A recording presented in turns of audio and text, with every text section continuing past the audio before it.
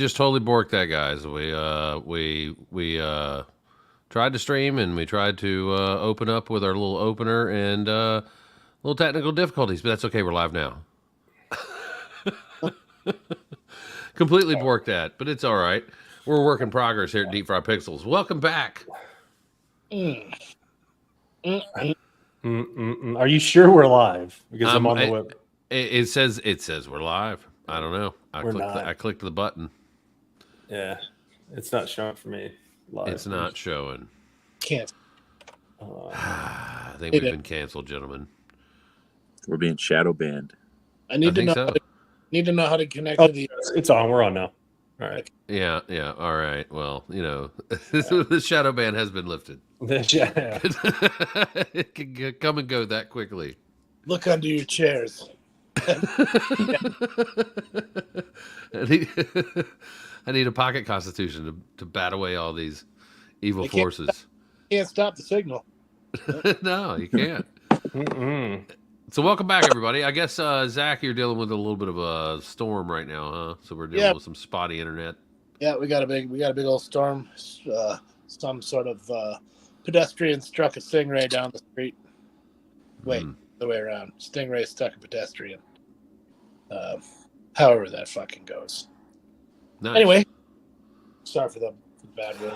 Yeah, please keep that to minimum. Yeah, what if Meemaw wants to watch this? Yeah, well, she needs to. Meemaw. She needs to know there's no fuss when you're on the tuss. No fuss. I mean, sorry, I heard a comedian say that recently, and I've just been running around saying it all the time for absolutely zero reason. Just throwing it in there in random points of conversations. It just feels good to say, man. It just feels good to say. Get real, No, you gotta have those things. I noticed you nerds were talking about some fun stuff before we got started there. Like I said, don't worry about it. Yeah, don't worry about it, huh? No, I'm joking. No, we were a little continuing education there. No, it was just a setup. A little setup I was helping Zach with about some fluid simulation shit. So doing some bubbles or something. So bubble. It's mud. Stimulate me a family of mud puppies. Got to bubble up in the mud. That's fun. You look so vulnerable on your phone. I know. I just feel naked, man. I might as well go out and podcast in the rain, in the lightning storm, and maybe I'll get struck by lightning and give everybody a real show. Yeah, I mean that would be good live. It would give a lot of hits that way. Heck yeah. Can you imagine these beautiful silver locks that I get a streak put in there from getting struck by lightning? It'd be like that guy in the what was that movie, The Great Outdoors or whatever? He's like, it's 66 times. Oh yeah, in the head. I remember that. I remember. It was like you see old Earl running for the woods. You better go hide. The bear. Dude, that was so funny. The bear with the hairless ass. And just like that, the shot where the hair flies off the bear's butt cheeks is just as I laugh just as hard as that as I do on Titanic when the guy hits the propeller, or when Marty jumps out of he jumps out of the DeLorean in one shot, and the next shot is the train smashing the DeLorean, but the little feet are shooting off screen like 20 feet away. That's the good stuff for you. Those are the things that make me laugh. That's the sweet spots. I've killed the Star Wars like stormtrooper hitting his head on the ceiling. That's gone out of in my time. That used to be funny, but now it's not so funny. Yeah, speaking of that, I saw some clips today of Gentlemen Broncos. Got me all excited. I might have to watch that again this weekend. You're in Vegas now. I don't know. What's the Gentlemen Broncos? I fear to ask. It's a movie. Oh, okay. All right. If you haven't seen it, go watch it this weekend immediately. It is a tour de force. Oh, yeah? It's a must-see. Why haven't I heard about this flick? I guess you just haven't been hanging out with the cool kids, Brian. Well, I know you guys have, you had to go take your wife out last week, and then I had a death in the family the week before, so I haven't been able to hang out with the cool kids. Yeah, well, Well, it's an old movie. Older, I guess. What, or mid 2000s, I guess, or late. Oh, yeah. really? About that. Yeah, it was The same guy who did Napoleon Dynamite. Yeah, Huh. Sam Rockwell's in it, isn't he? Yeah. Rockwell. I forget the Jermaine from Flight of the Conchords too. Yeah. Chevalier, Dr. Chevalier, was it? Dr. Chevalier? Ronald Chevalier. Yeah, Ronald Chevalier, yeah. It's a pretty fun story. It's a neat little romp through the eyes of a amateur, aspiring storyteller, and he gets his story hijacked by two different groups of people and just gets it completely eviscerated and fucked up. And they kind of do like little vignettes of like what the film would be like if he made it, if it was his story and kept it true, and then the bastardized other two versions. But the truth is, like, all three versions are kind of rad, even the two that suck. Like, two of the three versions, I would totally like. Here's my money. I'm going here to watch this. Yeah. One, I would download. I gotta check the movie out. I haven't seen that. It's not even on my radar. I don't understand. It's a good flick, man. Yeah, it's a sleeper. They got in some sort of snafu with something. It got like pulled from theaters, and there was a whole big to do about it. It was a whole thing.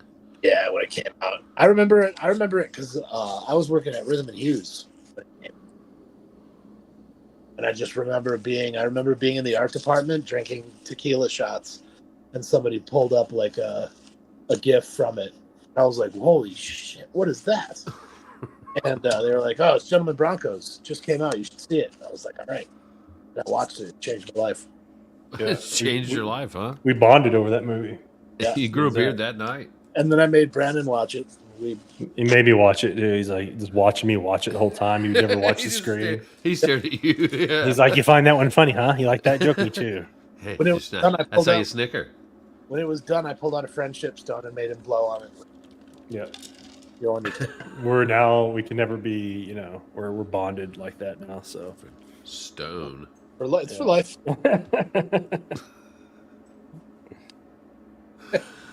I mean, the people have bonded over less. Yeah. Yeah, I guess so. You say that now.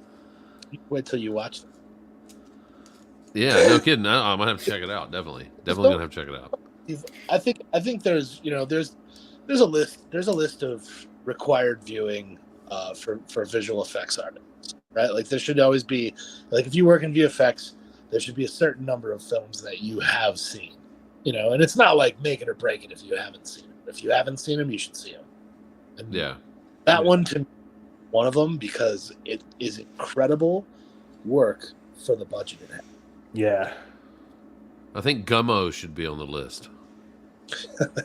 Does Gummo much visual effects though, or is it all just what's his name, Harmony, I don't think there's any visual effects in there. forcing itself on little people? It's just to watch somebody watch it, right? Like if you just got to sit through it and try to figure out what the, if you can watch Gummo and appreciate it, then okay, you can be cool in getting visual effects. Yeah, really. You're able to watch Gummo and self-insert into any character in that film. Well, Right. I don't say that you can do that. I just meant like I can appreciate it. You've got a bright and promising character in the. I mean, look, we've all ate spaghetti in the bathtub. Come on. Have a shower beer. It's hot shower, nice cold beer while you're taking a shower. But one of the best things in life, dude. Really is. You know what? I had a shower beer with my clothes on in Costa Rica once, and it was to this date the best beer I've ever had. It wasn't. It was so hot, man. We were in Manuel Antonio, and it was just like, it was like 500 degrees or whatever. It came out all over the place. Like, I'm hopping in the shower. I didn't even get nothing. I just put on the shower, cracked that beer, and chugged it. And I was like, oh, life is good. This is what I paid all the money for right here. Yeah, this is why I'm here. This is why I let him take my passport picture. So what's on the docket tonight? We're going to talk about. Well, yeah, I think we'll talk about education tonight, huh? A little bit, whether it's needed. in Hollywood, or is Hollywood educated, or are we educated, or is what is education? I don't know. I guess we can go anywhere with that, right? Yeah. I mean, I think an important thing that we do before we start this conversation is to define education and work out from there. Define education. Like in the context of the discussion that we're about to have on it, let's define education. Well, obviously you have to educate yourself in down order to to the brass learn. tacks, Zach. All Yeah, right. wow, just break this shit down. Wow. That thing hasn't been cracked open. Look at it. It's perfectly new. Are you kidding me? Well, I keep it in great shape. I take I keep it in great shape. That's this week's copy. He wore it out last week. Yeah. This is the 2 copies he's got. A whole box of them behind him. Yeah, Listen, they yeah, wear this- out. that I keep around to flash at people when they get lippy. Yeah. You should see my left pocket one. I want it to be legible. The Yeah. New York Times had an article that came out with an op-ed with a worm eating through the Constitution, saying that, I won't say the headline, but it was pretty funny. I laughed because I was like, that's not even the Constitution. Bill of Rights or something. It was the preamble to the Bill of Rights. It was just like, man, boy, there's irony there. Wow. I mean, AI tries sometimes. The irony of somebody saying that somebody's going to destroy the Constitution, utilizing their First Amendment right when they don't even understand the document that they're looking at. It's how funny. It's how quickly can we turn from the subject from education to First Amendment rights? You know where I'm going with this, man. Yeah, it's coming. Yeah. It's coming. I'm waiting. I want everybody to wake up. I want everybody to wake up. They go wake up. They shut down my internet because they don't want me getting the signal. Yeah. Yeah. You were gonna let the secrets out tonight. My internet's still there. Still can't get it. I need to get to my 3D prints. I got to print freedom. Gotta print freedom. You better watch it. You can get your signal blocked. Yeah. Stop it. I'm gonna put Braveheart. Telling somebody recently, I'm gonna put Braveheart on repeat and hang a severed penis off of a flag in your front yard, and everybody will know you get progress in this house or else. You definitely must not be in an HOA neighborhood. Nah, that was a deal breaker for me when I moved. There's probably not. Well, okay, there probably is a lot of those in Colorado, but not in Colorado. There's places that are called covenant controlled here, which basically means you have a church that rules your neighborhood. Oh, fun. Really? Body of Christ. Man. I love it when Christ tells me to cut my grass. Yeah, right. And Jesus said unto them, "Thou shalt not mix perennials with annuals."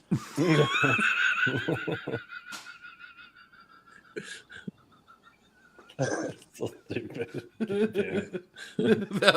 thou must pick between Zoysia or Fescue. Right. No ficus. But Forget about it. Jesus was a carpenter, not a landscaper. So he may have something to say about building code in an HOA, but Yeah, keep your hands off my crepe myrtles.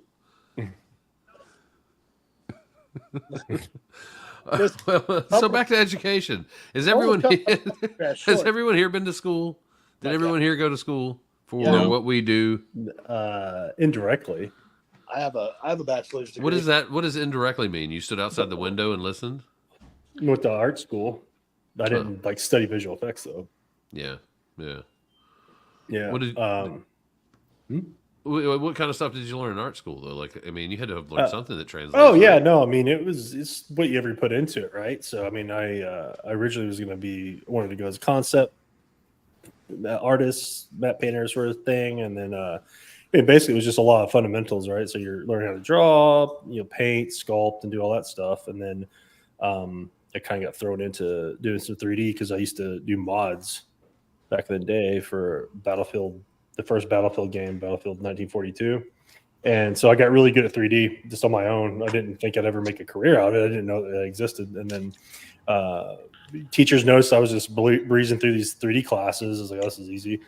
and they're like, oh, well, you should do this, this, and this, and eventually I got a job at a game studio. But yeah, indirectly. Well, that's cool.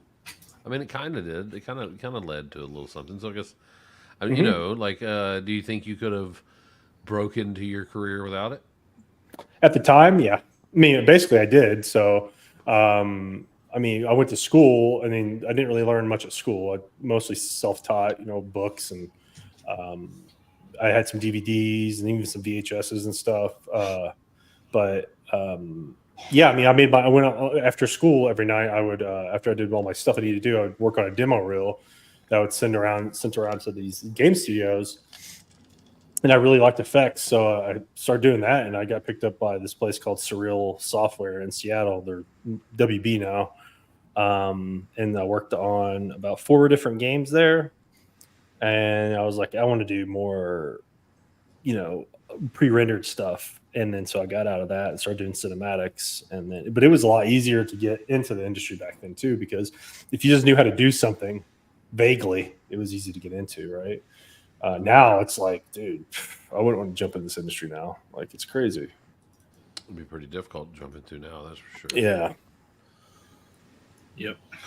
Hey, Zach, you had about the same background too, right? Like, yeah, try. You think it's hard getting in now? Try to get out. Yeah. Yeah. Yeah, I got a somewhat similar background. I actually went to the VOTEC of VFX school. I got a degree in visual effects and motion graphics from Art Institute International, Minnesota, and they shut down that branch, as it were. So I don't know. I mean, it was a cool experience, and I definitely like made some buddies there, met some people. I mean, I met my wife at that school. She's in the pastry program, and so I picked up somebody that could feed me, while I'm working nonstop. Solid move. It was a solid move. I said, at the time I weighed like about 120 pounds. Now I'm almost up to 500. She feeds me. She's a feeder.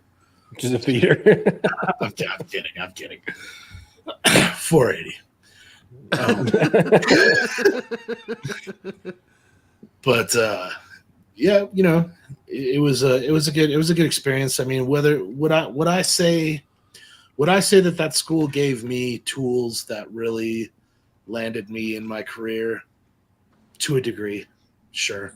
There's stuff that I picked up along the way and learned there that I don't think I would have brought with me otherwise. But at one point I remember thinking like, man, I should just move out to California already and go like pick up at Noman or something like that. And I probably have a better chance of, achieving this trajectory that I'm after. Because back then I didn't really understand I was just in Minnesota, you know what I mean? I didn't have any idea like what it meant to be. My idea of what working in Hollywood and working on TV, film, and games meant was a lot different than the reality. Like a million miles away, right? You know what I mean? Yeah. And so there's really I'd been out to California before, but I hadn't been there at that kind of capacity. So it was a very different reality once I got out there and got into it. But I eventually, what happened is I stayed because I was like, well, whatever, I want to have the bachelor's degree. So that way I at least have that stamp of approval that I can go out there and fall back on if this thing goes to pot for whatever reason. At the time, that was my thought process. Everybody's wrong about something in their life. So, yeah, I mean, I ended up going out, moving out. I worked locally in Minneapolis for a little while, and then I ended up just kind of going out on a wing and a prayer, and getting picked up at Cafe FX. And there's a few people from my graduating class from my alma mater, I guess we'll say, who became really successful. You guys have worked with a couple of them, I know. So, there's a group of us that came out of there, but I mean, was it worth it at the end of the day? Yeah. For me, it was worth it on a level that any schooling that I received could have never got me. You know what I mean? Right. I got some rad friends and a family out of the thing. So you can't really quantify any of that with, with a price tag. But from purely from a standpoint of, was it worth it, and did it play a part in me getting my job in the industry? I don't know, man. I'm a self-starter, and I'm good with picking stuff up and kind of figuring it out and finding the info that I need to find. And so I think it was a good what's the word I'm looking for?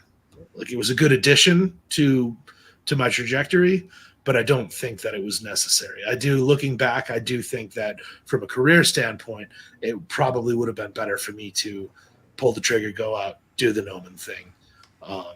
And then I would have had a somewhat different career trajectory than I had. In hindsight, everything for me worked out fantastic. It worked out great. Better than it probably would have had I gone out to Noman. You know what I mean? Like, it's tough to say. It worked out for me in a way that's transcends being in the industry. Yeah, it's weird because, like, I also went to school at Dave's school and learned, animation and visual effects, and went on from there. So it's a weird, and I also would agree that you don't need school to be able to make it in visual effects, but like, when I hire someone, you're not. It's funny. It's a funny thing that all three of us have been to school for it, and we're all like, "Nah, you don't need school for it." Yeah, you don't. Well, I mean, depends on who you are. Yeah, there are certain roles where I think an education makes a difference unless you really have like a body of work to show. There's some people. There's a couple of people I know personally that I worked with who never did like the schooling thing. Like, they went to school for filmmaking after they were already in visual effects. Yeah. And there's one guy specifically. If I said his name, everybody knows who he is, but I'm not going to blow him up. This guy, like, there's a lot of people in visual effects who are just like prolific, right? Like, they have a crazy impact, and somebody like that, everybody's clamoring to get him on the team if they can get him on the team. But then you have like regular people who don't have that kind of like star power, and you do kind of got to vet some of those people. You know what I mean? Not everybody is. This industry is full of way more people who will burn the place down and leave before the fucking coals stop, glowing. and a lot of those people have degrees. A lot of those people went to school. What we need in visual effects and what we've always needed is personality testing. Well, that is true. You know what I mean? Like, that's a bigger, and anybody who's been any part of the hiring process along the way would agree with me 100% that your personality makes such a difference. How well you get along with people. Like, you can be a firecracker, you can be a pistol in this industry, but if that's all you are, you're not going to be around any studio for any length of time. Like, right. You gotta be able to deliver, and people will put up. Like, how many of you guys have worked with somebody? There's some people in the industry that are famous for losing it completely, blowing up, being insufferable. Like, you hire them and it's like, put them on an island, keep them away from me, keep them away from my team, have them do the stuff, get them done. I don't want to deal with them, But then there's also people who are like, hire that chucklehead. We'll hire 2 other people to support them, but they're a great morale booster for the team. So, like, it works out. Like, it's across the board, man. And it's so, like, I feel like those situations when they get overlooked, that's when some of the worst experiences I've had have gone down in the books. When you just take like a powder keg and throw the match in it with personalities. Yeah, I mean, we've all been in one of those kind of situations. We all have strong personalities. We're all that situation walking the talk. That situation, right? Yeah. I'm a strong cup of coffee. I can tell you that.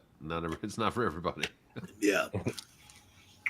Josh, you pretty much whittled your career out of wood, right? Like, you didn't go to school for filmmaking, did you?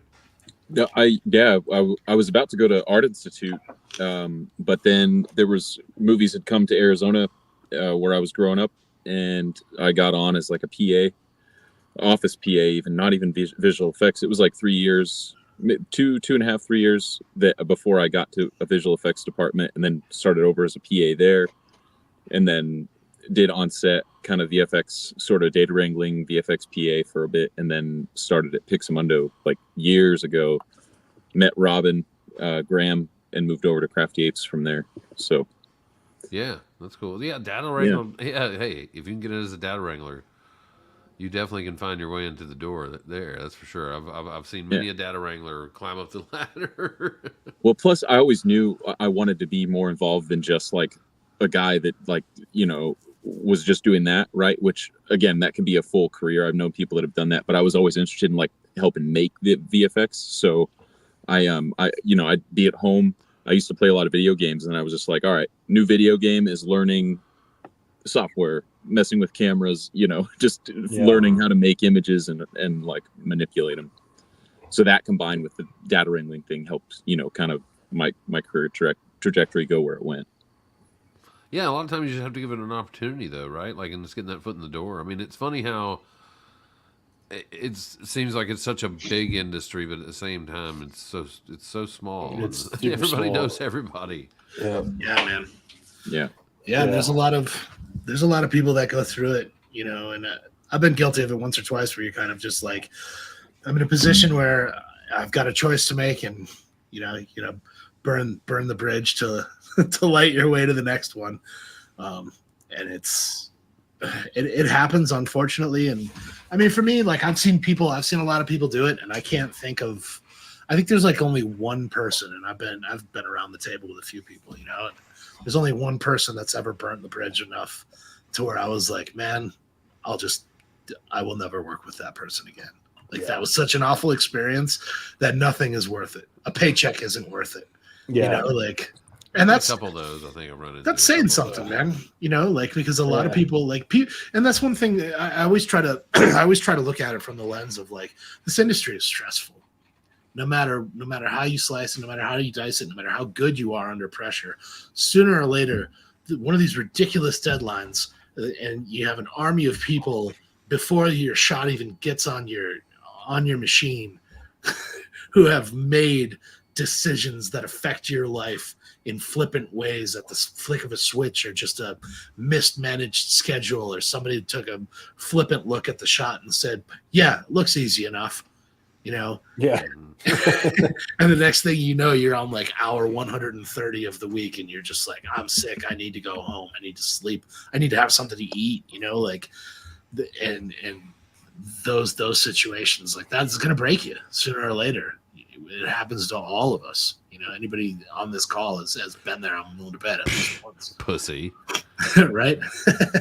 But I mean, you get back up, you come back for more, because we all thrive on the satisfaction of completing a shot.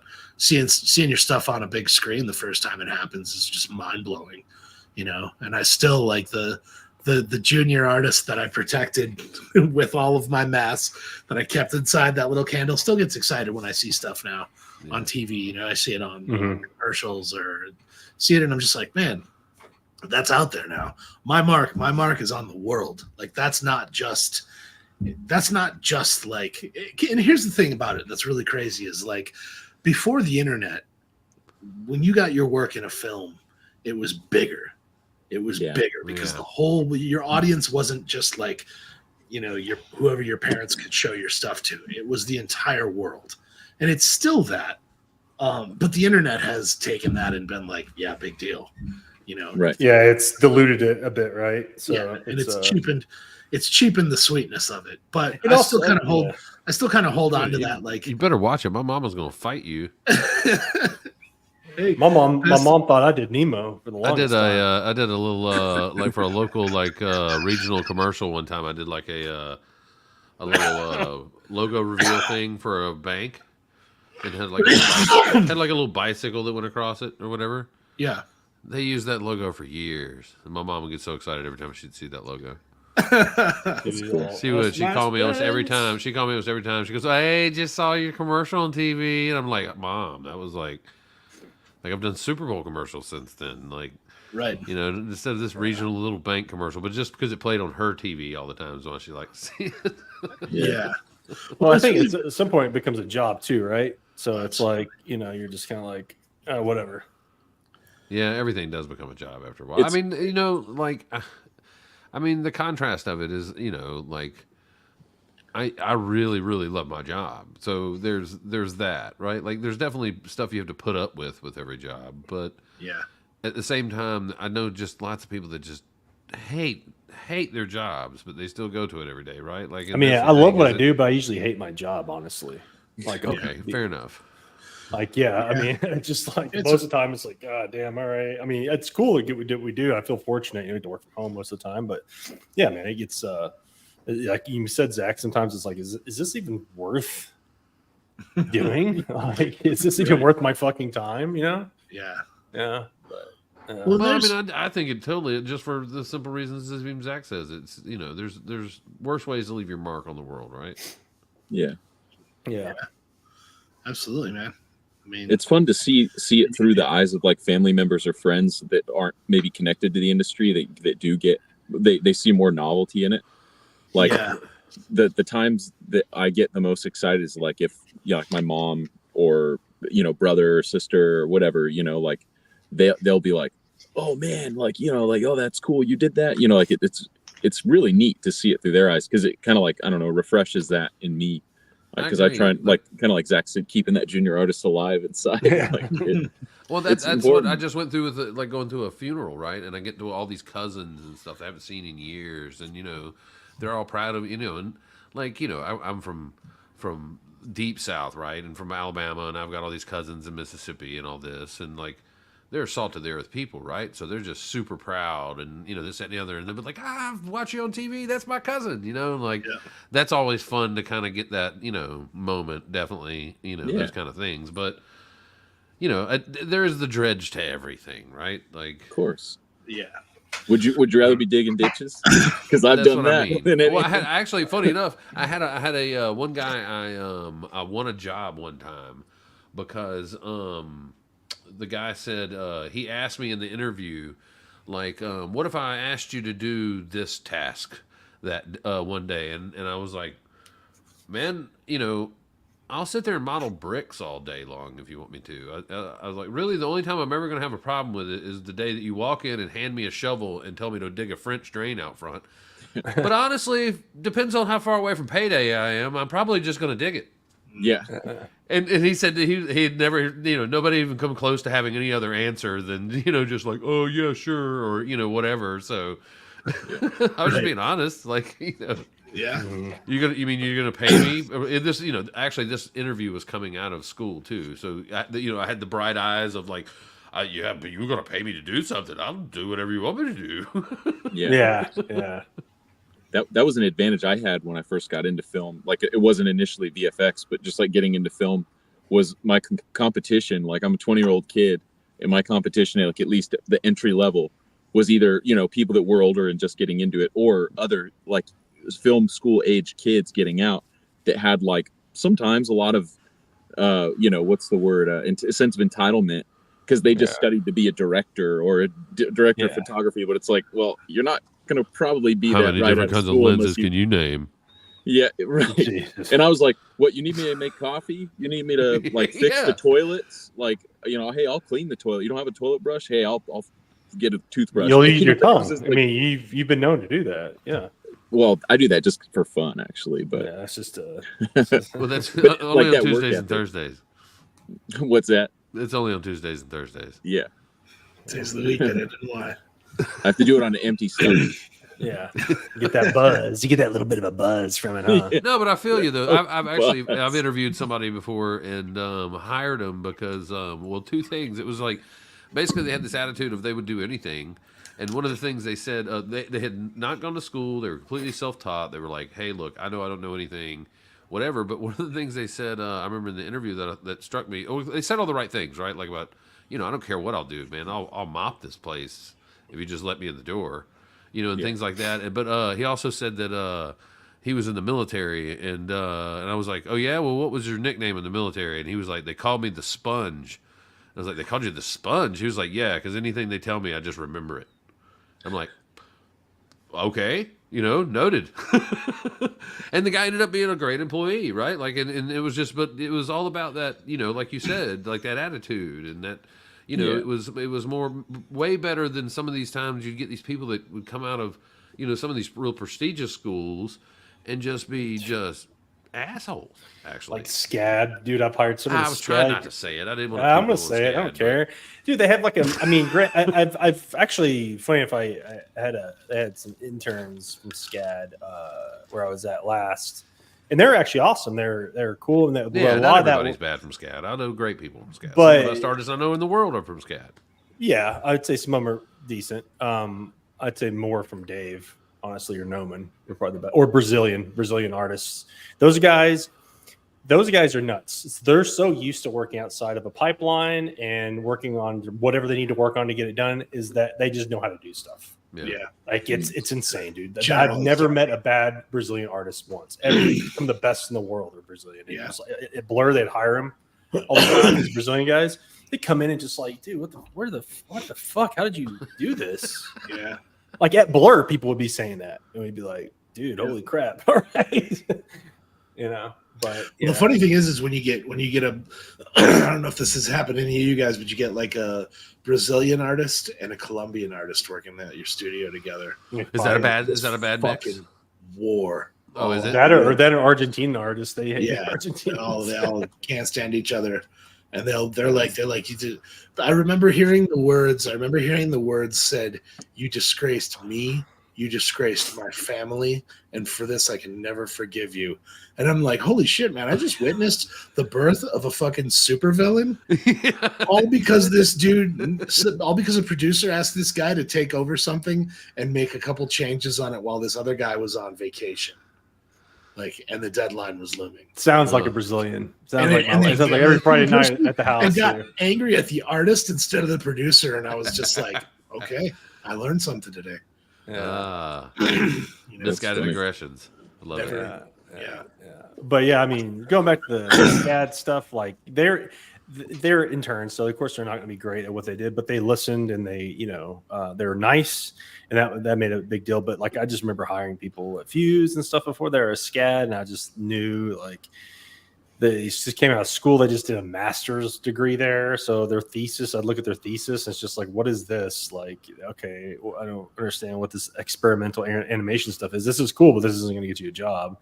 And sure enough, this failed out. It's almost like hiring from a big studio too. Like if you hire from, say, like Disney, DreamWorks, in those places, if you go and put those people into short form or TV stuff, they flail. They flail bad. Yeah, it depends. It depends. Like you can get a good generalist out of those every places once in a while. Yeah, but the majority of the people that work there are not there because they're good generalists. No, they're there to push a couple buttons and leave. Yeah, right on the dot. Like, granted, I'm not. That's good. It should be those boundaries, but that's just not the way TV worked back then, unfortunately. Yeah, well, it's still not, man. And we're back. I think we're circling back to that with the way everything is right now. Like it's so scrappy, with the way production is, if it even is at this moment, coming out of the strikes. Like people are fighting over jobs, but there's no fight to be fought. Yeah, like the work that is showing up is like Canada only. Montreal only. Yeah. It's even the provinces are fighting each other for London. What work can be done, yeah. And so which is really just wild to me. It's kind of funny as an American seeing these people bitch about stuff that like happened to all of us years ago. And then now the same thing is happening to them, and they're like, wait, no, we don't want this to happen to us. And I'm just like, yeah, it sucks, doesn't it? And I remember hearing the voices back then being like, well, hey, that's just the way the world works. We're a global economy now. And it's just like, yeah, it sucks, doesn't it? Now, are we a global economy now, or are we unionizing now? What are we doing? I got criticisms for these fuckers, man. Yeah. I don't know. Like, I just think it's silly. I think to also go back to the education thing real quick, just something on my mind. But like now, it's so easy. You got YouTube, right? YouTube University. Oh gosh. What is it called? That there's so much stuff out there, but it's good. Like if you're a self-starter and you can do it, you can allocate your time, watch YouTube videos or Noman or whatever, right? But there is. I'll say this: it's good for you to know the technical skills, but then you need your soft skills, right? You need to know on how to also do it on the other side. So doing it in production versus you just doing a tutorial, that's great that you did that. You took the initiative. That shows initiative, but it's just on the job training. I think a lot of younger artists have to understand that they're going to come in, they're not going to know how to do it. Like, yeah, being a they'll have production an idea. atmosphere is definitely different. It's completely different. Yeah, it's a whole different thing. But I mean, yeah, now it's like, yeah. My advice for new artists, since nobody asked me, Here we go, guys. Is just steal your reel. I think the best, honestly, the best thing that you can do, and this is close to the experience I had, is get in at a studio that's a newer studio, and don't, try your best not to make the mistakes that a lot of people do, which is take things personally. It's going to feel personal, but it's not personal. Mm-hmm. And grow, take the feedback, but bust your ass, like get in there, be part of it, try to do stuff that's outside your wheelhouse, try to learn. Don't take on, and don't be afraid to fail. For the first couple of years of it, don't like take a shot. Like I see people, and people were doing this to me too. Like at the beginning, they're like, take a shot from a film and recreate it.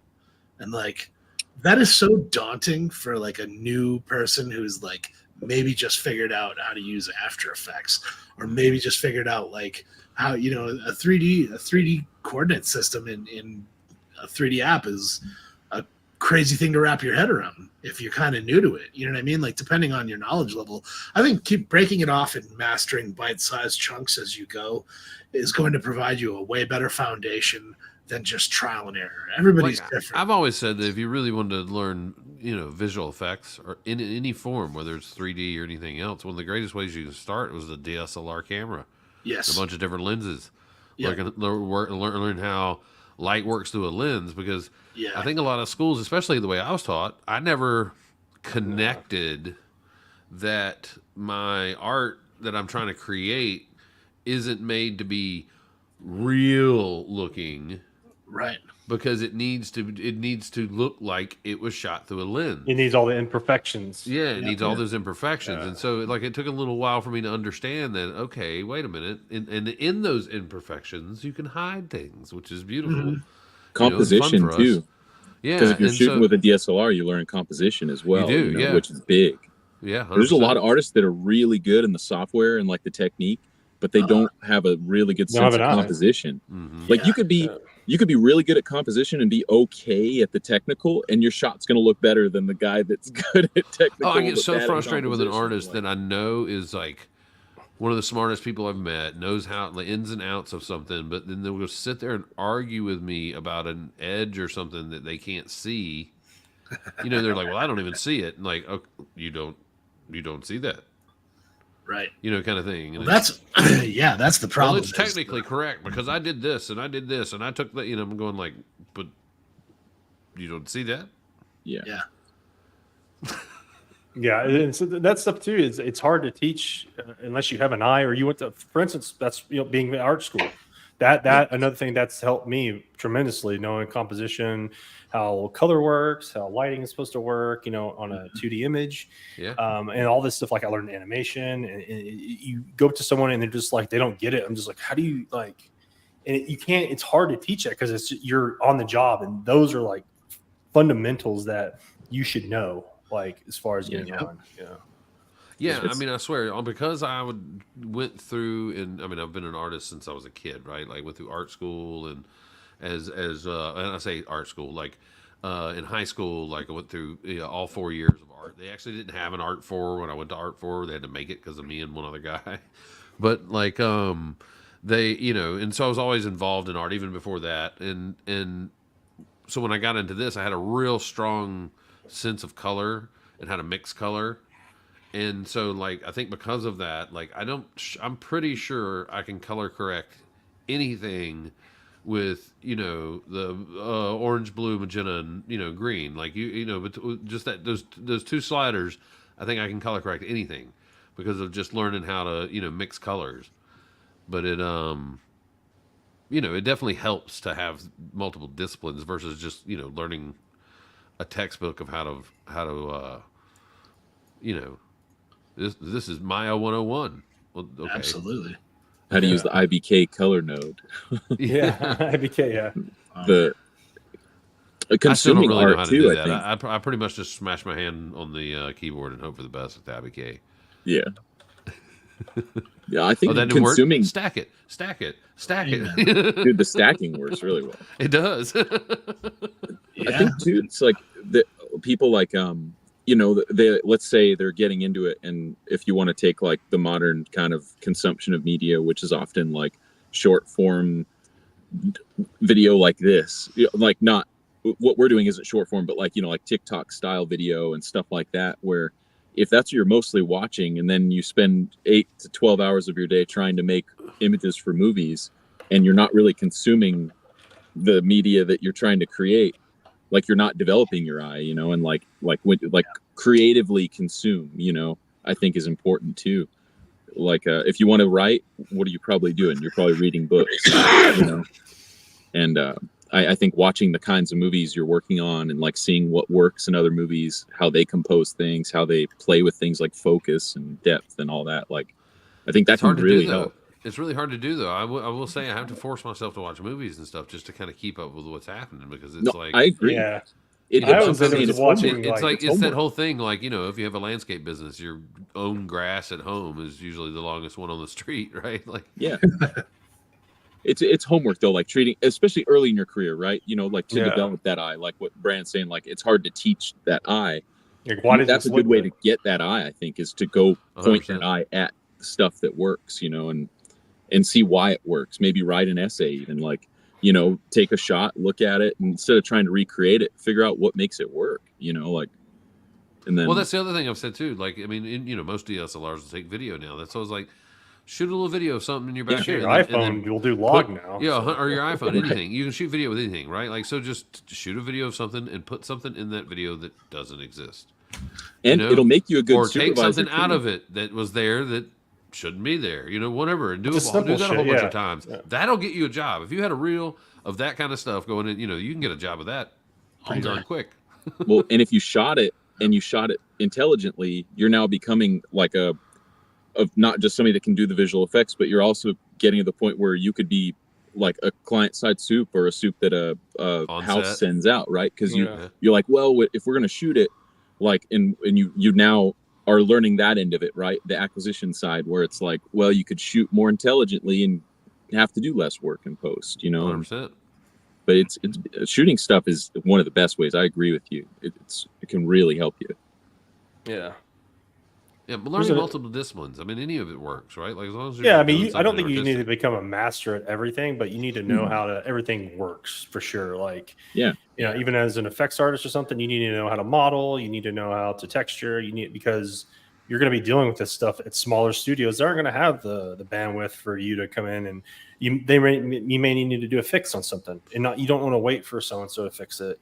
So if it's something simple, then you can jump in and fix it real quick. But yeah, I'm all for like the whole generals thing, but then also focusing on one thing where you become more employable, so you can kind of stand out at that point. But I've always made it a point in my career too to say things like, when somebody's asked me if I know how to do something. I know there's that one mentality of just being like, yeah, I can do that, and then just kind of figuring it out on the fly. Yeah. But like, I've always felt the approach was better of just going like, well, I have no idea how to do that, but I'll give it my best shot. Right. That usually lets people give you a little more rope, right? Like, and also gives you that little bit of leeway when you go back and go like, all right, man, I'm really struggling with this. I can't figure it out. You never said you could do it. You're setting the bar a little low, but like, I've never said that and had anybody say, oh, well, never mind, don't do it. Right. Yeah. Well, you know what though? Don't bother Bryan. Yeah. What I will say about that is I've had that happen where, I was like, hey, I'm not really good at this. And I did my due diligence to be like, this isn't in my wheelhouse. I'll do my best. And then I failed at it. I didn't completely utterly fail, but wasn't able to kind of meet the requirement. And I got fired for it. So it's something that can certainly. I know what you're talking about too. Both ways.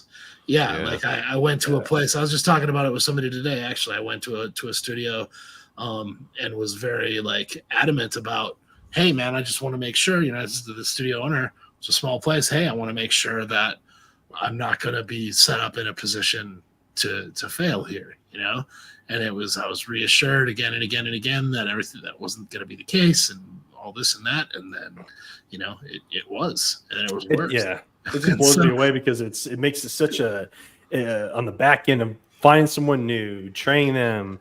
Dude, it costs so much money to do that, Yeah, well, it's hard, man. Like I on one hand, I get it, because it's like, yeah, there's a lot of variables that are involved in it, but you just kind of gotta be smart about what you get yourself into.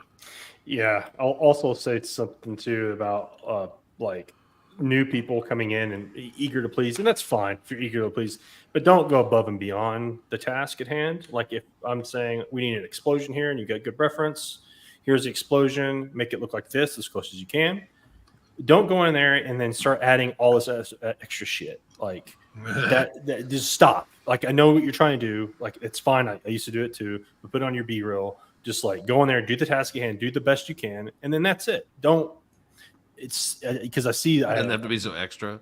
Yeah, I work with this guy a lot, and he does it all the time. I'm like, dude, stop. Just this is all we need. But I thought it'd be cool. Yeah, but that's not what the client wanted. Like the client does not ask you at our level. Even at our level, they do not ask us our opinion. Yeah, you can do it if you're gonna do that stuff, man. It's alt version time. Nail what they're asking. Give it and then do a version of that. Yep, you're right. Give them the option. Clients don't mind that. Clients don't mind that at all. People love that, and supervisors love that too. Like VFX soups and your CG. But it's all in your approach, right? Like what Brandon said. You don't want somebody to give that to you the first time and be like, "Well, this is what I thought. I thought this would be cool," and you're like, "This looks better with this fog here." Like, I don't care if it looks cooler. It's supposed to look like shit. This is what the client wants. Yeah, like, just swallow your pride for a second. That I get up on arms about that because it's such a waste of time too. That it's just like, I'm not trying to cut you down. I think it does. I think yours does look cool, but it's not what the client wants. So you gotta give them the shit sandwich. You're gonna have to. One of the worst things I think a junior or someone new, someone new in the business can do too is sit there and flounder on a shot and not ask for say help. Anything. Oh, that's the and not worst. Say anything. Is scared, the dumbest thing you could possibly do as a young artist. Like that pretty much seals your fate to lose your job. Well, that's honestly. Also, I think there's a problem there, though, with the supervisor, too. If it's floundered for so long, the supervisor hasn't checked in. You're right. But the supervisor's not checking with you, yes. But if you trust them, if they're, let's say they're a proven quantity, right? Well, not even that, right? Like, even if you waste a whole day, hey, I ask you to do this phone comp, and you get to the end of the day, and really they haven't done anything at all. Like, you've not even gotten a track, nothing, you haven't asked anybody for any help all day. That's the worst. Yeah, it's a tough one. But that even happens sometimes because as a supervisor, you get lost in the shuffle. You think, oh well, that's just a phone comp. Somebody can knock that out, and you go you 2 or 3 days, and you look, and you're like, what do you mean you're still trying to get a track? You haven't said anything. Are you using working on a track for 3 days? Hand tracking this? You're not even close at all. Yeah. By the way, please reverse track all your phone inserts. Yeah. Make sure they're stabilized first. Yeah. But that's to me that's always one of the kisses of death. I've seen it happen so many times where it's just like, people are just too scared to ask questions. I don't think it's a fireable offense. I think you just talk to them. No, but if it's over, if that's the way that person's personality is. It definitely can be. Yeah, but at that point too, then the supervisor needs to jump in and micromanage him. Unfortunately, right at that point, and just making sure he's getting what he needs. Because I was going back to the thing where I was saying, if it's a known quantity, if they're a good worker and they're a good person, you like working with them, then take the extra time to micromanage them if they need it. Otherwise, then just get rid of them. But I ain't micromanaging shit.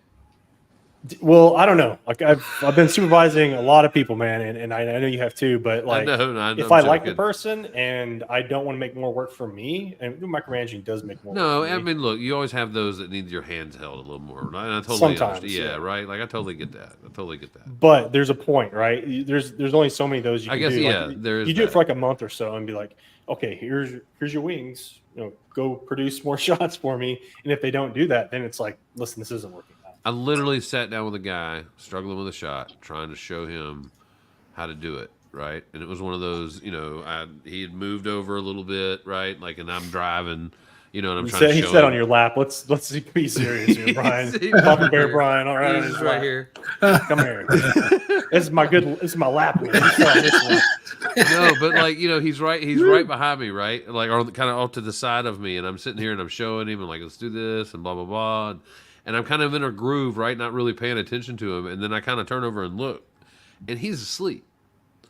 Like, he was just completely asleep, and like, I don't know if it was, it was completely. He was all the way back in his chair. It wasn't what I think it like, was. no, I think he was crumpled over, if I remember correctly. But like, it was it was a little bit of a punch in my ego at the moment too. I'd be pissed. I will say, but I was very upset. I would have got up and not said a thing.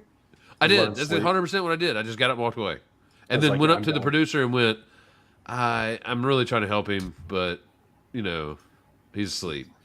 Yeah, that's bad. Dude, bad. that's That's insane. bad. That's bad for him. So yeah, Yeah. young artists, if you're listening, don't do that. And here was the thing. Here was the thing. Like, even what Zach was saying earlier about like being a really good personality. The thing about this guy is he had a great personality. He was an intern, right? I'm trying to show it. And he's trying to learn this, that, and the other. He was really great, except for that. And he would fall asleep a lot. Like, he would fall asleep all the time. I don't know if he's narcoleptic. I hate that if I'm sitting here making fun of him and he was actually had a condition, but he didn't let it be known to anyone else.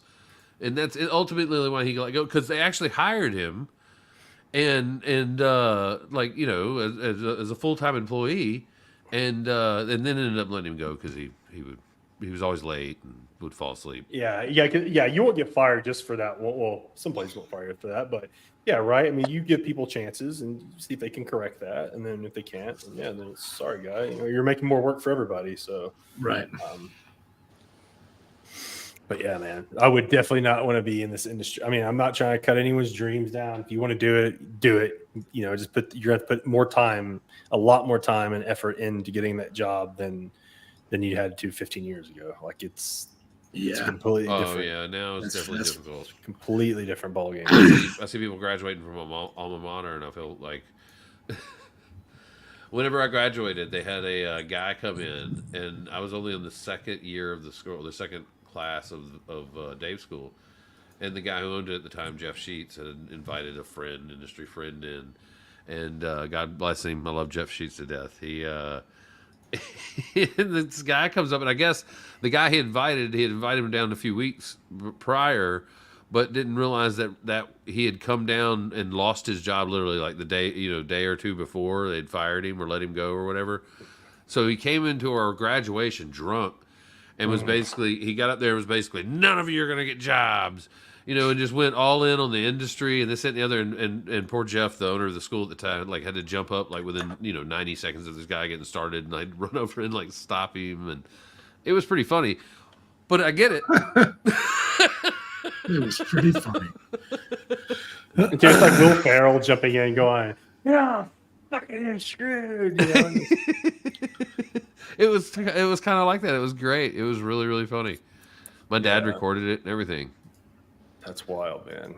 Yeah, I mean, I don't know. Have any of you guys ever taught? Yes. No, I mean, I'm not taught on a professional level. No, I mean, I've taught people, but like, no. Teaching it was cool. It's a lot of fucking work though. Teaching, that's no joke. Even like teaching adults, like, so there wasn't any problems in the classroom. I was at Noman for a while, and it was cool. It was a good learning Sometimes you just get some dummies, huh? God bless them. Like, you get some dummies. Like, they just don't get it. It does not connect. Sometimes, yeah. I mean, I've dealt with people who, what I was teaching was like fluid dynamics, so they were kind of knew what they're getting into, but some of them Fluid didn't. dynamics. So I was always lenient on them, right? Because if you could tell when they're, so I would actually scale their finals up to, I know what they're supposed to, like, how good they were. I remember this one older guy who was taking class, and he was trying. He was trying. He just wasn't good at it, which, hey, whatever. So I made his final easier than, say, this other person that I knew over here who knew the program, who knew what he was doing. So I like, you have to do this, this, and this. And so so I customized finals because I found that like if I gave everyone this crazy ass final, like there's only like a handful of people are going to finish it. And that, I don't know, like you go to a school, you pay for it, you want to learn something, but you also want to have some victories. Should be a give me, but it should be like, hey, not like oh fuck, I suck at this. Like, no, you just and I talk to everyone at the end of the class. Okay, you need to do this, get better, this, and this. But yeah, teaching's fucking going back. It's tough, dude. It's a lot of work to sell like. Hey man, I learned one of my. Now that I think about it, now that you're saying that for some reason, and unlock this, and we'll go back to like whether or not school's good or not. I learned one of the. I say you don't have to go to school, but I think school was good for me because I learned one of the best lessons I ever learned. That I could possibly learn in my career in visual effects and arts and everything else, which is I failed an exam or it wasn't an exam. It was you had to turn in something. They give you a project. You had to do it. You had to turn it in. It would do it like noon, right? And mine was transferring over and didn't get over there till 12:01, and he gave me an F on it. And told me that you got a 0 because it didn't get over here by 12 o'clock. And just of course deduct some points. Like no, I got a 0. I completely got a 0 on it. Now, in the whole scheme of things, it didn't matter, right? I'm graduating from art school. You get a plus or a minus pretty much at the end of that. But so true. But did you show up? Yeah, exactly. Did you turn it all in? Okay, cool. Check your pulse and get you on your way. Yeah. Go see our placement department. But yeah, so like it didn't really matter in the long run. But I just remembered that and how devastating it was to me because I was so angry about like, come on, it's 1 minute, but like it that can matter like big time in our world of deadlines. Like sometimes you just can't push it that close with certain things, right? I think that's what school's good for. Another thing I didn't think about, but it's good for allocating your time if you're not good at that. So you're paying someone to do that for you. Which most people aren't at that age. You're really not good at allocating your time at 19. Most people aren't. There's anomalies, but most people aren't. Yeah, you're absolutely right. Yeah, I mean, to be able to someone to dictate your time, your schedule, and then also, like you said, for deadlines are so important. Yeah. So important. But also, there's an issue in visual effects where the studio will make up fake deadlines. That is true. Yep. Fucking hate that. They'll just be like, well, let's do Tuesday. Okay, cool. I'll get it done by Tuesday. Bust ass on Tuesday till Tuesday. Get it done. And then, oh, hey, so we got some extra time. Dude, I just burnt myself out working, 12-hour days can we do past this 2 too? weeks. And you want changes now? Like, you should have spread that shit out because I'm done. Like, I'm burnt out. Like, you're not going to get 100% from me now. Like, right. Not going to happen. Yeah. But burn you hot. Like, God, that's the worst, dude. I'd always ask, what's the real deadline? Just give it to me like an adult. Well, they hate that too because they're like, no, I'm keeping control of this thing. I don't want you. Yeah. Like it depends on. I've had that conversation behind closed doors with many a producer. Like, it's an easy problem to fix too. All you got to say, hey, this is a whatever you want to call it, a vertical slice, a mini deadline, an eternal deadline, whatever you want to call it. Like, just call it that. Don't fucking just play it to a straight. Sorry. Yeah, my favorite thing to do when that stuff goes down is when they're just like, if they're giving you some BS about it. My favorite thing to do is be like, okay, well, it's not really like, that. I don't think that's. I think that's too aggressive of a deadline to get the results that we're after. Like, where can we cut some corners? It's so professional, Zach. I don't believe you said that. I don't believe you ever said that once. Fucking once. You don't believe? No, I do. No, I think you've rage quit too many times. That's what you wanted to say. I've seen Zach in a professional setting. He can be very charming. Keyboard. No, it's been few and far between where I've had that calm, collected conversation. Usually, there's a lot more swearing, shaking your constitution. Yeah, and then, you're never gonna believe it. Actually, I have. Well, so things have changed for me. I have. Hey guys, I have an autographed. Serious time. I have an autographed picture of Thomas Jane as the Punisher, and I just look over. I keep this next. I keep this next to my workstation here, and I look over at T Jane, and I say, I'm struggling right now, man. What guide me? Would I get punished? Would I get punished for taking this path? And Do you He's cut like, a go little hole take in a his mouth bath. and stick your tongue to it? So Zach. No, it's autographed. It's autographed. It's got his Yeah, it's autograph. real. on it. He was the vice president of the fan club or something, right? For a minute. That's the joke, right? Till I got kicked out of the Home Depot for good. Dude, this has been going on for over a decade, by the way. This Tom and Jane thing, like it's a real deal. With Because It's a real fan club. It's a It's deep real cut. deal, yeah. It's amazing. Or are you doing a selfless promotion right now? I wouldn't say it's selfless. I mean, the fan club has many purposes. There's an altruistic. You guys got a Discord I can join? You put up a altruistic web fucking- address? Dirty you're Laundry was constantly- really good. Dude, Wait, what? fucking what a great short, man. Yeah. Dirty Laundry. Yeah. Man, it's so good. Was that you guys? Did you guys make that happen? Yeah. The fan club? Actually, Zach, he mortgaged some land he had out in Minnesota. He did a reverse mortgage on it. Got that shit funded out to TJ. And Sorry. It's cracking me up. Sent me to an early grave here. Again, that would also give us some hits. We could have some hits on the YouTubes if we had a member. Actually, do you get? You probably would get banned for that. what? If somebody If a died, member passed away on air from If they died? laughter. Oh, it would be, yeah, it would be probably blocked or censored, I would imagine, if someone died on this. Yeah, don't do that. Why are Don't we do that? Why are we talking about that? Well, because he said he was going to laugh to death. I said that would make more hits. I'm all about the hits here. You're like Nightcrawler over here. Yeah. fucking- You gotta hit smash that like I button. want to see you Subscribe. bleed. It's like Josh. I want to see you bleed. Let me see your gums. Are you bleeding yet? Is gums bleeding? Bleeding? Come here. Hold on. I got some of this glass dust. I'll just rub on there. Ooh, ooh. Bleed like a sieve now. Oh gosh. He's out of pocket. Look out. yeah, Yeah, there he goes. Oh my! Is that a 50 mil? What's that? Yeah. 28, 24. Stevens is actually on surveillance right now. I am He's on- actually, yeah. Dude, you're on a what's it called? Stakeout. Yeah. Yeah, Rosie I am. O'Donnell in the back seat probably with you. Just fucking She keeps me awake. Hell yeah, dude! I all love the that you're. Poundstone. I love that you're secret agent, Josh. Just Dude, out Josh there on is the long amazing, stakeout, man. talking about different strains of milk. Yeah, Josh is like the most interesting person I think The I've true ever met. Swiss Army man. You really are. It's kind of cool. yeah. Just not the blade's just not that sharp. Don't sell yourself short. You try to go. You're like Lorenzo Lamas going across the country to do little jobs, to whatever, right? You're like a little renegade, but you keep fucking Yeah. up your little jobs. Like, dude, just stop here. Just take the meal. You can eat for free. Just, I think he's retarded. Let's just. We'll just call it the Double Denim Diaries. Double Dude, that- denim diaries. when DD in November diaries. when I was living in the truck with doing Uber Eats deliveries off the back of it with my little mini bike that I had. I felt like some ripoff of that show you're talking Dude, about. yeah, Renegade, yeah, man. It's basically it's a remake of The Fugitive, right? Yeah. I was So living in a I'm trying Walmart parking lot, man. It was pretty sweet. Bootleg Renegade. You should tell the story about if you don't mind telling it about how you got robbed. Oh, the bike?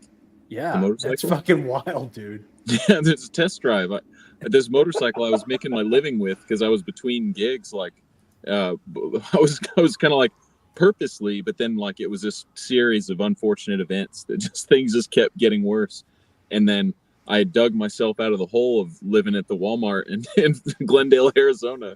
And one day I sold some stuff I really didn't want to, like this computer and stuff. And anyway, I made enough to make it back across the country.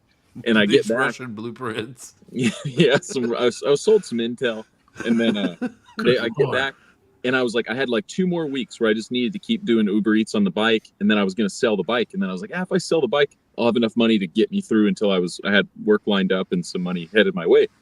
Anyway, I go to sell it to this guy, and I'm like talking to his mom on Facebook, and I'm watching her page, it looks real. And I was like, because the sale just seemed too easy. She was like, I should have known. She was supposed to be like a 56-year-old woman from like Ghana. And when I'm messaging her on Facebook, she goes, that bike looks sick. So I was like, yeah, it should have been a red flag. Just like, that's not normally what a woman her age from there Hindsight. how describe a bike. And so anyway, I meet up and it's like a 19-year-old kid, and it's raining and 30 degrees outside. So it's cold as shit. And he shows up in a hoodie that's soaked. He walked there and he's shivering. And I'm like, do you want my leather jacket to give it a ride? And I got a helmet. And he goes, no, it's all right. It's all right. And then I take the bike off. He hops on. He does a little rounder of the parking lot, comes back, and he's like, I thought it'd be more like a dirt bike. Like it'd just be more like it rip, and go faster. And I was like, that's not this bike. It's just it's a slow, weird bike. It's for riding like trails and like hauling shit. It's like a truck on 2 wheels. And so anyways, he's like, all right. And then after that, he just, not even fast, like he's running away. He just rides it off.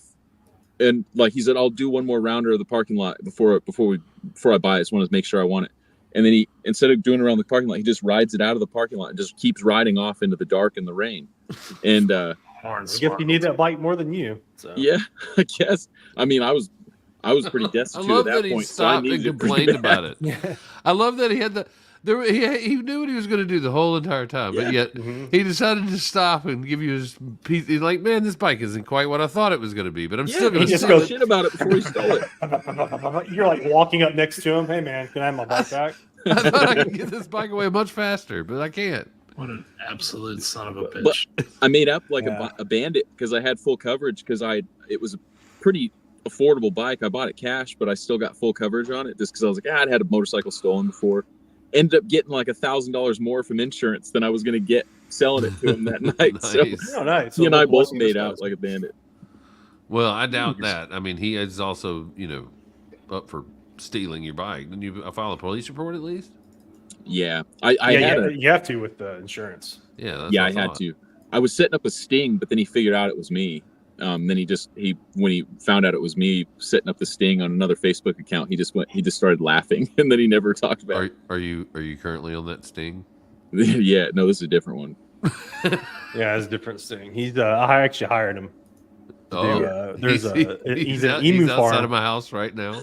No, he's actually at an emu farm over here in Las Vegas, outside the city. They do milking for emus. And I want to see if it's authentic organic milking from the emus. Well, because we're trying to start that company, Udders, right? Yeah, Udders, yeah. Exotic milks. Good Lord. Udders. Have you had alligator milk ice cream before? It's good. Hey, man, I'm going to check it out. Gator milk. Gator milk. You don't have to squeeze the teat of a gator. Beaver's really good. Do gators milk? Sure. You should gators, gator. Yeah. You can milk anything. You can milk anything with nipples. They have these two long and some without. They but that's what I'm saying. I don't think an alligator has nipples. I was nursed. I nursed that attitude. Baby alligator. Technically, it's not milk. That's why my facial hair doesn't come like in milk. quite right. They call me part gator. Do they? Part gator. Huh? That's amazing. Zach, just calling my shit. Interesting. Never heard that before, Brandon. Do they really? I thought I was your friend. Dude, okay, so me and Natasha, we watched. This is pretty wild. We watched this show called Baby Reindeer on Netflix. I've heard about that, but I haven't Dude, watched it. Okay, let me just warn you. It is hard. It's good, but it's a hard watch. It is. Yeah. It's horror? hard. It is one of the darkest, the darkest thing I've ever seen on television. Yeah, not for me. Easily. Really? Not for me. Oh, dude! Have you seen? It's darker than Requiem for a Dream. Have you seen? By like dark long like shot. that? Okay. I was gonna say, have you seen the new Fallout? But Yeah. New Fall Guy? You Fallout. Oh, Fallout's awesome. I'm. Is it good? I played the game since I was- '97. So, Oh yeah. I was pleasantly surprised, man. dude, Oh, the yeah? VFX in that, Yeah, fucking Some good- shit, dude. Some good Just- stuff. that's Yeah. exciting because I had doubts for sure because it seemed like a money grab maybe. I didn't know. Yeah, Nah, the man. thing that got me about it, honestly, the most was the story.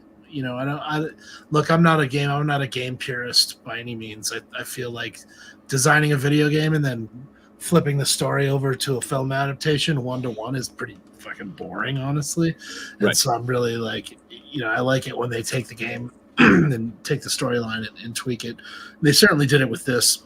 And I think a lot of people are going to watch that and get to the end and have a certain revelation for the first time. I think a lot of people I mean, I don't want to spoil it, but yeah, it's aren't the ending thinking of it about is good. aren't thinking about the big reveal in the end on the grand scheme. Dude, You know, that got me. I was like, what? Fuck yeah. Yeah. It's awesome. It's a gut punch. Yeah. It's pretty cool.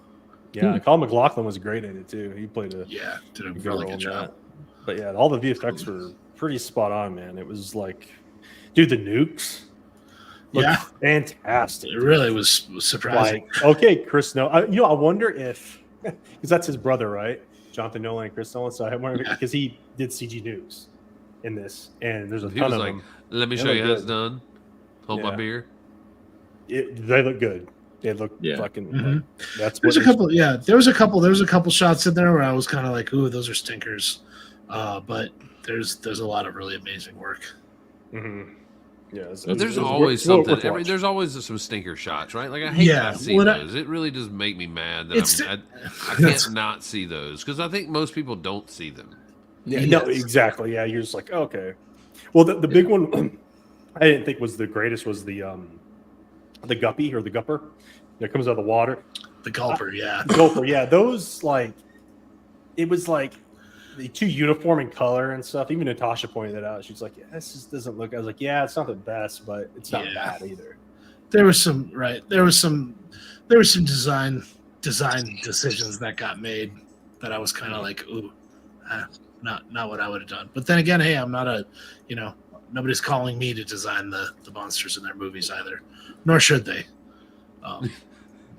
They won't. I made sure of that. I'll let everyone know. Good. Don't call Zach up. Let's keep me. Yeah, have you not seen the Reddit? It's there's a whole Reddit about it. It's just don't hire Zach Mandt. Yeah. Look what Zach did this week. Reddit / don't hire Zach. He's back on his pocket constitution again, boys. The guy's just kind of the worst. That's hilarious. He's a real son of a gun. He is. Let anybody tell you any different. Real son of a bitch. Well, I guess we can call a little early today if you want. Yeah, we're getting a little towards the end of the show here. Has anybody got anything cool coming up over the next week? They share.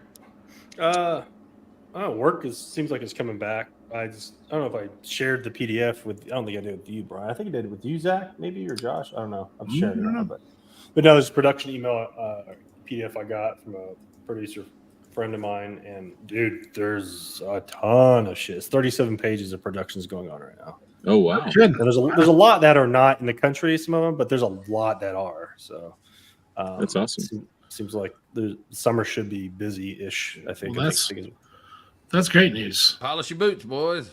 Yeah. Yeah. Yeah. Hopefully, some things will be changing here pretty soon. It's what they say, right? That's what they keep saying. Yeah. To what? I mean, to what degree remains to be seen. But well, I love that. They've. I think it's hilarious that all the analysts are, involving AI now and to analyze the trends and this and the other. And all I see it is like, you got poor bastards building crystal balls. That's all it is. It's just the AI is going to become the crystal ball. That's all it is. Yeah, well, I mean, with data analysis, it's pretty good, but it's only as good as the data you get. So, like, well, exactly. Depending on how they source that data, where they get that data from, you can add a couple little variables in there, could change the whole thing. So it's 100%. Well, and it's dependent on a paradigm shift not happening too, right? Like, you know what I mean? It's depending on history to continue to rhyme, so to say, right? Like, to a degree at least. Yeah, I mean, this is crazy. I don't know. It's just, like I said, it's never been a part of anything like this, where it's just like everyone in the industry I'm a part of is just pretty much out of work. For the Yeah, most I don't think anybody has, right? Like even when they People- went to it in 2008, it wasn't this impactful. Or when it was Not even close. 2008, was it 2010? When was it? 2008. Yeah. 2008, yeah. Well, people Yeah, don't. People really don't realize either. Like people who aren't in, they're asking me, they're like, "So how's things going?" I'm just like, "Yeah, it's been rough, with the strikes and whatnot. Like a lot of people are out of work, and they're just like, well, it'll come back." And I'm just like, but there's no real way to know that either. Like everything is. Well, Everything is- like as like I've always said, we're not factory workers being replaced by robots, right? Like Hollywood Not will yet. find a way. They always do. They like to make money. They're going to make money. There's just certain things that AI is going to be a good tool to use and do, and certain things that aren't. They've invested a lot of money. I think it's just hilarious think about how many millions of dollars have been invested into AI roto. Mhm. How many different companies have done that? And I have no problem with AI roto or tracking or anything. No, it works great. I like Yeah. it. It works 90. It can get you 90% of the way there. I haven't found one that's like perfect, right? But that means that they're probably not far away from that, which is great. But like, how many people are working on that one task? Mhm. Out of all the different companies who are trying to come up with ways to do AI roto, right? Like, so it's kind of funny to me at the end of the day, like. If everybody just chilled out and waited, it's probably going to end up being just a button and a nuke. That we didn't actually have to create. Because how many times have you found a really cool plugin or something cool, and then Nuke comes out with it in its next iteration? Yeah. Well, I mean, that's part of trying to jump out and get ahead of the curve when you're not really aware of where you are on the curve. It's just that's all it's coming down to. Well, there's too many people chasing like the .com boom and all those kind of different things now, and I think there's a bunch of stuff going on in AI where it's just like, as long as you're making AI, you're able to make money right now. It didn't really matter what kind of AI you're making or what you're doing, but That's true. I just think it's absurd that like the whole image stuff and with the AI stuff is just like it does literally no one any good. Like there's so many cons. You to watch it. your mouth. Our logo came from AI. Oh, that's you, there's son some- of a bitch. I mean, It is good. I'm wrong. there is some cool stuff with it. I've seen some neat workflows. But I guess I'm getting to the fundamental level of Piggyback like, stuff, but none of it is. I don't know. It's just like it's cool, it's neat, but it to the fundamental area of like there should be something Why? more useful. Yeah, Yeah. why? Yeah. Why is it? It's just these pictures. Like, okay, that's really neat, but like a day-to-day thing, it doesn't. Well, it's like you can drive your car with your knees. That doesn't make it a good idea. Yeah. Well, it's a picture is not a necessary thing, right? And so art's not really like, I mean, it's a necessity as far as like, I mean, obviously we all care about art because we do it, but I'm meaning like, it's not a necessity of like, food, shelter, blah, blah, blah, blah, blah. So I am kind of like, I think it's cool and there's going to be cool uses. People are going to do really cool things with it. But I am sort of like that overused Miyazaki quote where he's like, you want to make a machine that makes art? The world is over. It's to me, I do feel a little bit, I know it's not necessarily that cut and dry and that black and white, but it will lead to that people they won't even they'll just be like, oh, hey, I make a cool thing button, I don't know how I feel about that. It is. I think you're nailing it on the head. What does this mean? What does this mean for humanity and the way that we use art and storytelling to kind of process the world around us? If we take out and remove the human component from that, then what kind of filters then do we have to process the information that we glean from it with? You could the two things are in my mind, and there's people out there who would argue this with me. Yuval Harari, who can kick rocks, that those two things are irreconcilable. I don't think man and machine are reconcilable. I don't believe that. I know there's a lot of people pushing for robotic implants and all that kind of stuff. And I'm not talking about like medicinal, things to give you a pair of robot knees when your kneecaps blow out or whatever, that kind of stuff. Yeah. That's the kind of merging of man and machine that actually uplifts and gives, gives life back to people. Whereas implanting something in your brain is just a whole different. It's a level of trust that I will honestly just never have. I agree. I do. I'm all for, if somebody else wants to do it. Like I'm not going to be like, hey, you shouldn't be allowed, I guess. Yeah. Let him go for it. But I mean, that's the thing is, but like, I would never sign up. I couldn't. I don't have an Alexa in my home. I don't have like a Siri. Like I Neither don't do I. use Siri. I turn all that Damn crap it, you off. just set mine off. I don't. I don't. I draw the line. I draw the line pretty close to on-off switch. I'd say I'm the complete opposite, man. You want to listen to me, you want to follow me, God bless you. What a boring ass job. Well, I like the idea. Like, I'm not up to anything bad, but I like the idea of wasting resources spent towards spying on people. No, that's what I mean. Go ahead, Sorry, and Josh. spy me. You're Because wasting Josh your is sitting there fucking on time. a Go steak right app. ahead. No, and I don't mean that as an open invitation to anyone on the internet, please. I don't. Well, no, they don't need your very invitation. boring. There's, I had some. Well, I won't go there. Sorry, I don't even want to churn and burn it. I don't know if I should say it. Oh wow. Okay. Yeah.